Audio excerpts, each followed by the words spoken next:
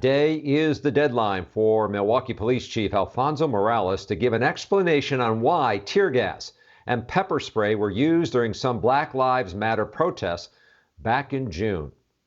It's one of the 11 directives ordered by the Fire and Police Commission. Otherwise, he could be punished or even fired. Now, the chief spoke out today during an event, and our Lauren Linder is here with more on what he had to say. Lauren?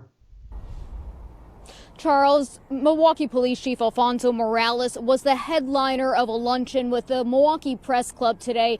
He didn't talk about that directive specifically, but instead, or the response to that directive, but he did talk about the difficulties that they've had with community outreach during this time in our history. Now, Morales was joined by his attorney during a conversation on a range of topics. He says he's proud of his officers who came to work despite losing some members, working in a pandemic and dealing with civil unrest in June.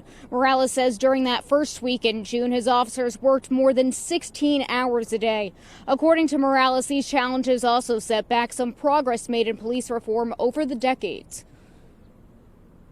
It's important that we're able to discuss our frustrations, but also find a way where we can work together to help what is actually the problems.